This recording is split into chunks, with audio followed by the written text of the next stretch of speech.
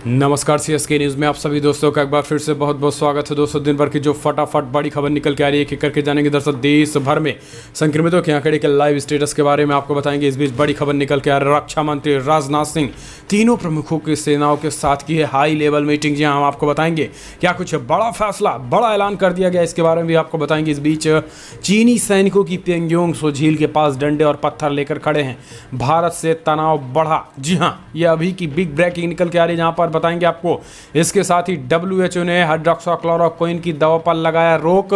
तो फ्रांसीसी डॉक्टर भड़के, उन्होंने कहा कि चीन के इशारे पर काम किया जा रहा है। हाइड्रोक्सीक्लोरोक्विन बिल्कुल भी उपयोगी है, काम करने लायक, बिल्कुल 100% सही है। इसके बारे में भी आपको बताएंगे। इस बीच अगली बड़ी खबर, प्रभावशाली भारतीयों की सूची में सीएम योगी आदित्यनाथ का दूसरा स्थान, प्रधानमंत्री नरेंद्र मोदी पहले स्थान पर। जी हाँ, इसके बारे में भी आपको बताएंगे। इस बीच सब कुछ खबरें एक एक करके विस्तार से। यहाँ पर बिहार बोर्ड की 10वीं के टॉपर बने हिमांशु राज, 96% मार्क्स हासिल किए हैं। जी हाँ, रिजल्ट निकल गया बिहार का, उसके बारे में भी वो आपको बताएंगे। इस बीच हांगकांग पर अमेरिका के बढ़ते दखल से परेशान हुआ चीन। जी हाँ, एक बार फिर से हांगकांग फिसलता नजर आ रहा है चीन के हाथों से, लेकिन पड़ोसी देशों में कुछ न कुछ करता फिर रहा है चीन। तो इसके बारे में भी आपको बताएंगे। मर्यादा पुरुषोत्तम भगवान श्री राम का भव्य और दिव्य मंदिर निर्माण शुरू है। बोलो जय सिया राम। सब कुछ खबरें करके विस्तार जानेंगे, लेकिन उससे पहले छोटा सा निवेदन, अगर आपने चैनल को तक सब्सक्राइब नहीं किया तो प्लीज सब्सक्राइब के लाल बटन दबाकर चैनल को सब्सक्राइब करें। अगर आप भी मानते हैं प्रधानमंत्री नरेंद्र मोदी के नेतृत्व में ये देश कोरोना से भी लड़ेगा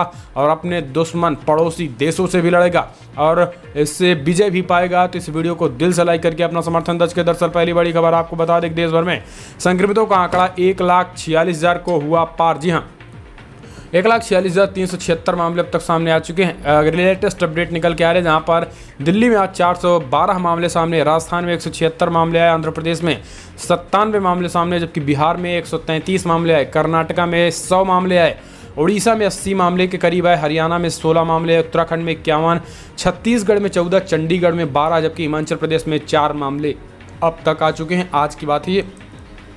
फिलहाल चलते हैं अगली बड़ी खबर, आपको बता दें कि चीन मसले पर राजनाथ सिंह ने तीनों सेना प्रमुखों के साथ की बैठक। भारत नहीं रोकेगा सड़क निर्माण कार्य। जी हाँ, इस वक्त की बड़ी खबर, पिछले कुछ दिनों में चीन और नेपाल के साथ जारी खींचातानी के बीच मंगलवार को केंद्रीय रक्षा मंत्री राजनाथ सिंह ने अहम बैठक की।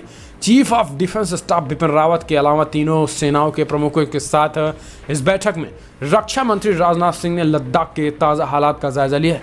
चीनी सैनिकों के साथ बीते दिनों में भारतीय सैनिकों की झड़प की खबरें थी। इसके बाद दोनों देशों के बॉर्डर पर तनाव की स्थिति है। इस बीच मंगलवार को रक्षा मंत्री राजनाथ सिंह ने जो बैठक की, उसमें एक बड़ा फैसला किया है। बैठक में चीन के साथ जारी मौजूदा विवादों के बारे में डिप्लोमेटिक मोर्चों पर सुझाव बतलाया गया है, लेकिन भारतीय सेना जहां पर अभी डटी हुई है वहां रहेगी। इसके अलावा भारत ने जो सड़क निर्माण का काम शुरू करने की बात कही थी, वो सड़क कार्य जो चल रहा है और जिसकी वजह से चीन झल्लाया हुआ है, वो पूरी तरीके से जारी रहेगा। जी हाँ, आपको बता दें, बड़ी खबर निकल के आ रही, रक्षा मंत्री राजनाथ सिंह का 1 इंच भी काम नहीं रुकने वाला है। काम पूरी तरीके से जैसा चल रहा था वैसा ही चलेगा। अपनी सेनाओं को भी बढ़ाया गया है। तो ये अपने आप में अभी तक की बड़ी खबर निकल के आ रही, यानी इस टकराट के बीच सड़क न रोकने का फैसला भारत सरकार ने लिया है और अब आर पार की पूरी तरीके से गुंजाइश शुरू हो गई। यही कारण है, आपको बता दें कि प्योंगयांग के झील में अब चीनी सैनिक बौखलाए हुए हैं और पत्थर और डंडे लेकर खड़े हैं। कुछ एक ऐसे वीडियोस भी वायरल हुए हैं जहां पर कुछ भारतीय सेना पर पत्थरों को बरसाने की कोशिश तो की, लेकिन माकूल जवाब मिला और फिर आखिरकार चीन के इन जवानों को वहां से भागना ही पड़ा था। तो ये एक बड़ी खबर निकल के आई। आपको बता दें, लगातार उकसाने वाली हरकत चीन के सैनिक कर रहे हैं। फिलहाल हम चलते हैं अगली बड़ी खबर, लेकिन आपको बता दें कि बिग ब्रेकिंग न्यूज़ निकल के आ रही है, जहां पर WHO ने हाइड्रोक्सीक्लोरोक्विन के उपयोग पर लगाया प्रतिबंध। जी हाँ, तो फ्रांसीसी डॉक्टर ने दिया करारा जवाब, कहा WHO पूरी तरीके से गलत है। हाइड्रोक्सीक्लोरोक्विन की दवा पूरी तरीके से बताया उपयोगी, दावों को किया खारिज। जी हाँ, दुनिया भर में कोरोना वायरस के मरीजों के इलाज के लिए हाइड्रोक्सीक्लोरोक्विन दवा के उपयोग को लेकर वाद विवाद का दौर जारी है। अमेरिकी राष्ट्रपति डोनाल्ड ट्रंप ने कोरोना के मरीजों के इलाज के लिए दवा का समर्थन किया था और उन्होंने सबसे ज़्यादा प्रभावकारी बताया था। विश्व स्वास्थ्य संगठन ने संक्रमित मरीजों के इलाज से इस्तेमाल की जा रही दवा हाइड्रोक्सीक्लोरोक्विन पर अस्थायी तौर पर रोक लगा दी। उनका कहना है कि ये दवा फिलहाल घातक पैदा हो सकती है। और इसी को लेकर उसने रोक लगा दी है। अब जिसके बाद फ्रांसीसी डॉक्टर ने सोमवार को जोर देते हुए कहा है कि उसे पूरा विश्वास है कि वायरल निरोधी दवा हाइड्रोक्सीक्लोरोक्विन और क्लोरोक्विन मरीजों को कोरोना वायरस से उबारने में काफ़ी संख्या में मदद करती है। उन्होंने इस अध्ययन को खारिज कर दिया है जिसमें WHO ने कहा था कि इसका कोई लाभ नहीं है। मार्सेल के रहने वाले डॉक्टर प्रोफेसर डिजिडर राउल्ट को संकट की इस घड़ी में फ्रांस में बड़ी पहचान हासिल हुई है। फ्रांस के राष्ट्रपति इमैनुअल ने डॉक्टर राउल्ट से भी मुलाकात की है और कोरोना से निपटने में राउल्ट ने बड़ी भूमिका फ्रांस में निभाई है। और इस बीच फ्रांस ने हाइड्रोक्सीक्लोरोक्विन दवा का समर्थन किया जो कि WHO ने इसको पूरी तरीके से बैन लगाने की बात की थी। अब WHO के दावे पर सवाल खड़े हो गए हैं और चीन की भाषा बोलने का और चीन के दबाव में काम करने का स्पष्ट तरीके से इस पर आरोप और फिर से लग गए हैं। फिलहाल हम चलते हैं अगली बड़ी खबर। प्रभावशाली भारतीयों की सूची में देश के सबसे लोकप्रिय मुख्यमंत्री चुने गए योगी आदित्यनाथ। जी हां, फेम इंडिया मैगजीन की 50 प्रभावशाली भारतीय 2020 की सूची में यूपी के मुख्यमंत्री योगी आदित्यनाथ देश के सबसे लोकप्रिय मुख्यमंत्री चुने गए। अपनी ईमानदार छवि, कठोर निर्णय लेने की क्षमता और बुलंद इरादे के आधार पर इन्होंने देश के सभी मुख्यमंत्रियों को पीछे छोड़ दिया है। टॉप 15 प्रभावशाली लोगों की लिस्ट में राजनेता, उद्योगपति, अभिनेता, पत्रकार समेत ब्यूरोक्रेट्स भी शामिल हैं। योगी आदित्यनाथ ने 7 राज्यों के मुख्यमंत्रियों को प्रभावशाली नेतृत्व में पीछे छप्पा छाड़ा है। हालांकि ओवरऑल लिस्ट में देखा जाए तो प्रधानमंत्री मोदी का सबसे पहला स्थान है, जबकि दूसरा स्थान मुख्यमंत्री योगी आदित्यनाथ का है। लेकिन हैरान करने वाली बात यह है कि गृह मंत्री चाणक्य शाह तीसरे स्थान पर चले गए हैं और CM योगी से भी पिछड़ गए हैं। यानी अब NRC लाया जाए तो कहीं ना कहीं नंबर 2 पे आ सकते हैं। तो फिलहाल इस तरीके से CM योगी की लोकप्रियता जबरदस्त चरम पर पहुंच गई है। फिलहाल चलते हैं अगली बड़ी खबर। आपको बता दें कि एक बार फिर से बिग ब्रेकिंग निकल के आ रही है जहां पर बिहार का रिजल्ट आ गया है। जी हां, बिहार बोर्ड के रिजल्ट में 10वीं के टॉपर बने हिमांशु राज। जी हां, आपको बता दें कि इनके पिता सब्जी बेचते हैं और सब्जी बेचने वाले का बेटा बना बिहार टॉपर। जी हाँ, आपको बता दें कि बिग ब्रेकिंग न्यूज़ निकल के आ रही है आज, खास करके बिहार का रिजल्ट आ गया है और इसमें 10वीं के परिणाम में हिमांशु राज ने 96.2% अंक के साथ परीक्षा में टॉप किया है। हिमांशु राज ने कहा है कि 96.2% अंक से वो खुश और संतुष्ट है। उन्हें इतने अंक की उम्मीद थी। आपको बता दें कि हिमांशु राज रोहतास के रहने वाले हैं। उनके पिता सुभाष सिंह ने कहा कि मुझे अपने बेटे पर गर्व है। बिहार टॉपर हिमांशु राज रोहतास जिले के नटवर कला गांव के रहने वाले। उनके पिता सुभाष सिंह सब्जी बेचकर परिवार का खर्च चलाते हैं और मां मंजू सिंह गृहिणी हैं। हिमांशु ने हिंदी न्यूज़ 18 वेबसाइट को बताया कि वो आगे चलकर सिविल परीक्षा के DMSP बनना चाहते, इस तरीके के एग्ज़ाम देना चाहते। तो ये एक बड़ी अच्छी खबर। फिलहाल हम चलते हैं अगली बड़ी खबर। अयोध्या में राम मंदिर के निर्माण का कार्य हुआ शुरू। महंत नित्य गोपाल दास 28 वर्ष बाद किया रामलला का दर्शन। जी हाँ, आपको बता दें कि राम मंदिर में बहुप्रतीक्षित रामलला के मंदिर निर्माण की शुरुआत हो गई है। श्री राम जन्मभूमि तीर्थ क्षेत्र ट्रस्ट के अध्यक्ष महंत नित्य गोपाल दास ने सोमवार को 28 वर्षीय बाद रामलला का दर्शन किया और मंदिर निर्माण कार्यों का जायजा लिया। इस अवसर पर महंत नित्य गोपाल ने कहा कि आज मैंने रामलला का दर्शन बहुत ही आनंद की अनुभूति के साथ किया है।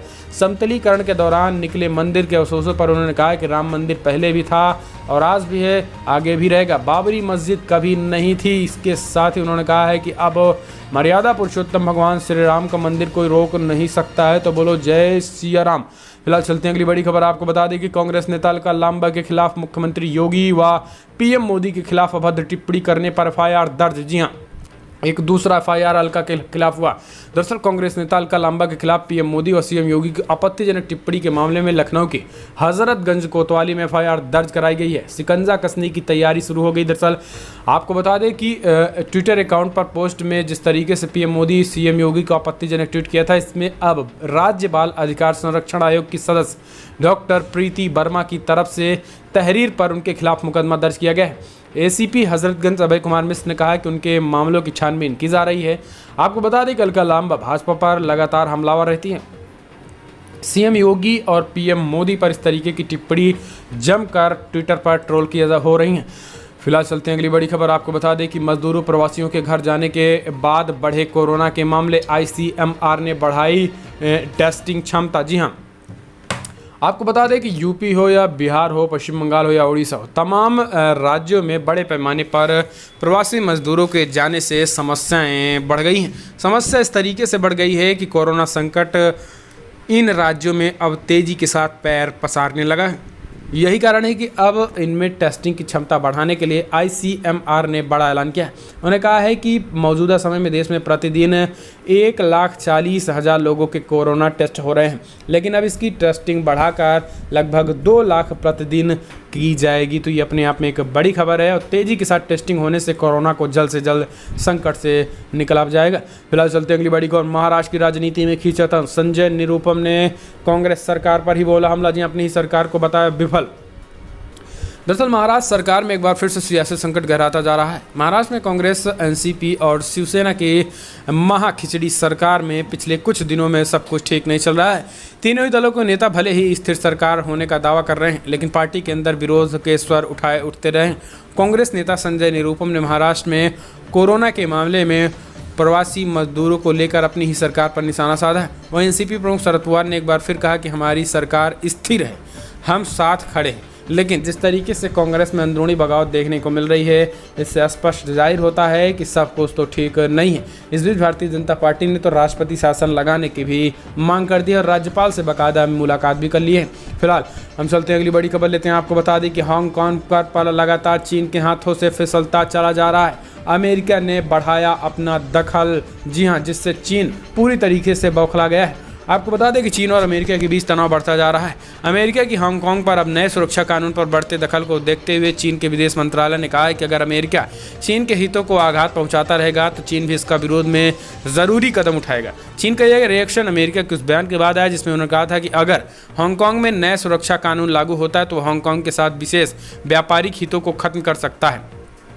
चीन के विदेश मंत्रालय के प्रवक्ता ज़ाहो लिजियान ने कहा कि कौन से कानून कैसे और अब हांगकांग को बनाने चाहिए अब पूरी तरीके से चीन के दायरे में है। तो ये एक हांगकांग को लेकर जिस तरीके से नया स्टेटस निकल के आ रहा है, अमेरिका भी इस पर काफ़ी ज़्यादा खपा है और यही कारण है कि उन्होंने चीन को भी चेतावनी दी है।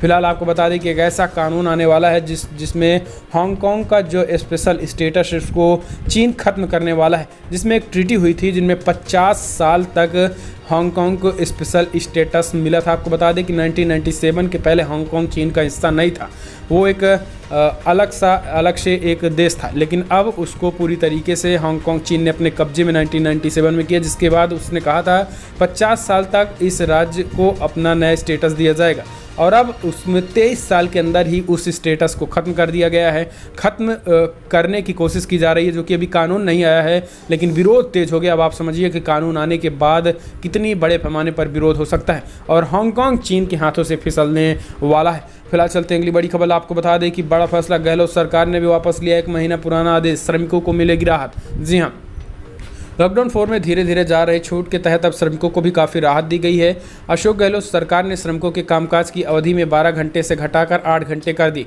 आपको बता दें कि बीच में श्रमिकों का कानून बदला हुआ था, जिसमें 8 घंटे की बजाय 12 घंटे किया गया था, लेकिन अब उसको फिर से बदल दिया गया है। हम चलते हैं अगली बड़ी खबर। आपको बता दें कि CM योगी का ऐलान, यूपी वापस आए प्रवासी कामगारों और श्रमिकों को स्किल मैपिंग की पहली सूची तैयार। जी हाँ, दरअसल आपको बता दें कि लगातार घर आ रहे श्रमिकों को लेकर CM योगी आदित्यनाथ एक के बाद एक नया मास्टर प्लान तैयार कर रहे हैं और इसी को लेकर कि रोज़गार को लेकर किसी को संकट ना उत्पन्न हो, इसको लेकर बड़ा काम कदम उठाया जा रहा है। और इस बीच CM योगी आदित्यनाथ ने स्पष्ट कहा है कि घर वापस आने वाले कामगार श्रमिक भाइयों बहनों की स्किल मैपिंग की पहली सूची तैयार है। जिन जनों को अब प्रदेश में रोजगार मुहैया कराने के कामगार श्रमिक स्वजन कल्याण आयोग गठन की तैयारी भी शुरू कर दी गई है, तो यानी किसी को रोजगार की कोई बड़े पैमाने पर दिक्कत नहीं होगी। फिलहाल बड़ी खबरों में चलते हैं, अगली बड़ी खबर लेते हैं। दुनिया भर में जो आंकड़े निकल के आ रहे हैं, एक नज़र उस पर भी डाल लेते हैं। दोस्तों, दुनिया भर में अब तक 54 लाख के आंकड़े को पार कर गया। जी हाँ, 54,95,000 कन्फर्म केसेज आ चुके हैं, जबकि मृतकों की संख्या 3,46,000 हो गई है। यूनाइटेड स्टेट में 16,97,000 कन्फर्म केसेज है, जबकि 1 लाख के करीब लोगों की मौत हो गई है। ब्राज़ील में 3,76,000 कन्फर्म केसेज, जबकि 23,000 लोगों की मौत हो गई है। रसिया में भी 3,62,000 केसेज है। ब्रिटेन में भी 2,61,000 केसेज हैं। स्पेन में भी 2,35,000 केसेज हैं। तो ईरान में भी तेज़ी के साथ आंकड़े बढ़ रहे हैं, तुर्की में भी तेज़ी के साथ आंकड़े। तो ये पूरे दुनिया भर का आंकड़ा है कोरोना वायरस के अपडेट को लेकर।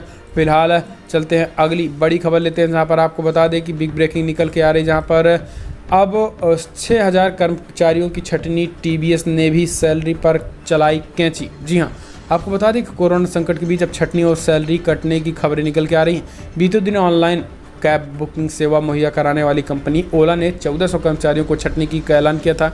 अब ओला की प्रतिबंध, अब ओवर इंडिया ने भी 600 लोगों की नौकरी निकालने की बात कही, जो कि काफ़ी बेरोज़गारों के लिए थोड़ा और बेरोज़गार करने वाली बात निकल के आई। तो एक अच्छी खबर नहीं है। फिलहाल बड़ी खबर में इतना ही, लेकिन अगर आपको वीडियो पसंद आए तो लाइक करें, शेयर करें। अगर आप भी मानते हैं कि लद्दाख में भारत को 1 इंच भी पीछे नहीं हटना चाहिए तो कमेंट के माध्यम से अपनी राय इस वीडियो को दिल से लाइक करें। अगर आप रक्षा मंत्री राजनाथ सिंह की बातों से सहमत हैं तो वीडियो को लाइक करके अपना समर्थन दर्ज करें। फिलहाल इस वीडियो में इतना। जय हिंद, वंदे मातरम।